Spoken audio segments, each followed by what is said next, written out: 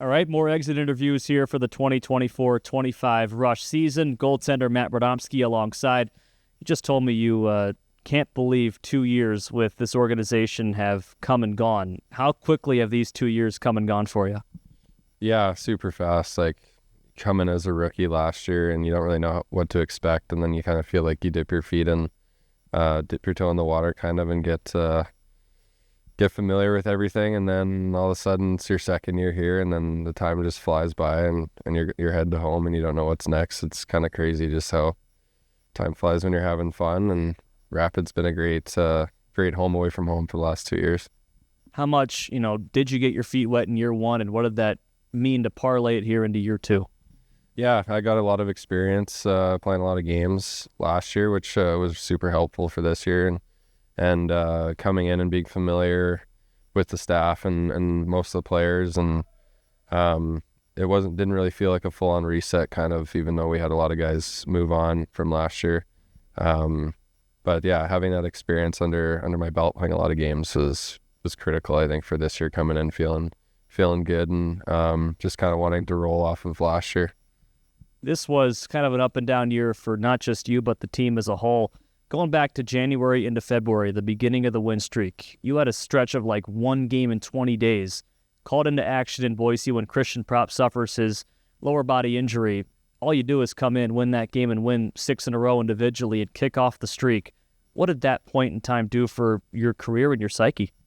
Yeah, I think, obviously players know how it is when they're playing, and they might be out of the lineup for a while. It's tough mentally to kind of stay engaged and stay in it, but you just got to kind of know that your time's going to come at some point. You have to be ready for it no matter what. It's just the way the business is. So I think sometimes, there's a lot of ups and downs, and maybe at times didn't feel great not playing.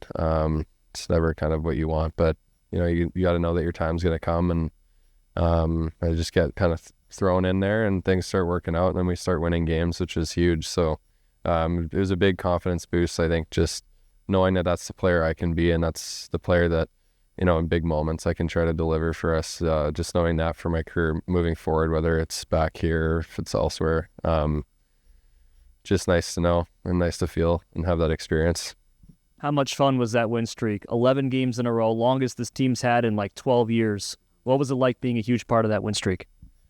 Yeah, again, like winning's fun. Everybody, that's what we do it for, right? That's why we do the job, is to try to win, and we're competitors. So, but when you go on a streak like that, it's pretty rare, pretty unheard of, and there's not a lot of teams that can do it. But with our group, we had a special group this year, and you're happy to win games, and to go on 11 and break some records it's super special. What made this group so special? Just a lot of great personalities, I think, in our staff and in the locker room. I just think that there's a lot of great people involved here. It makes it easy to come to the rink every day and have a great day and have fun and give your best, be your best. So I know that I can trust every single one of those guys on our team, that they're going to be those kind of guys and step up in big moments and have each other's back. And it's just like a brotherhood. So it's just, they're just awesome people. It's also a special place, Rapid City, being able to play here. Unlike any other small town kind of market, you saw the crowd for a meaningless Game 72. It was like a playoff Game 7. What was it like playing in front of this crowd, especially in the second half when they came out in droves all year?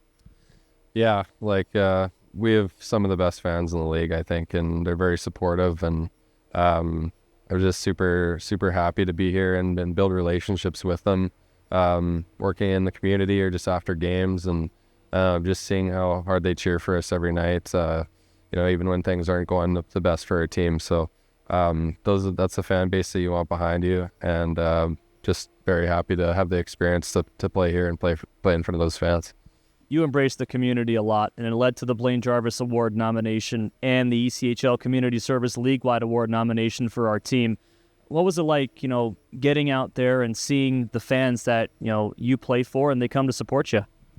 Yeah, they're just amazing, and they make it easy to want to get out in the community and interact with just everyone at all ages too, whether they're kids and trying to be a role model and inspiration to them, or they're adults and they have a family of their own, and just enjoying their time and speaking with them and getting to know them. That's another big reason why I love doing what I'm doing and when playing hockey is because you're able to be in that position to meet great people and interact with the fans. So it's special. So off season coming up, going back to Winnipeg. Obviously, it's uncertain where anyone's going to be come next year with the nature of minor league hockey. But what's your plan for the off season going back home to Winnipeg for 6 months? Yeah, just heading back to Winnipeg. We'll see some friends and family and take some time off just to kind of reflect on the season and have some conversations with family and friends and my agent about next year's plans and just kind of rest the body and get away, do a little bit of not really a vacation in Winnipeg, but just some time off of hockey, and then we'll start getting into conversations about what happens next year. But I'm just excited to see friends and family. It's been a while, so it'll be nice to catch up with them. Rads, I appreciate all this. Thank you so much. Thanks, Barry. You're the man.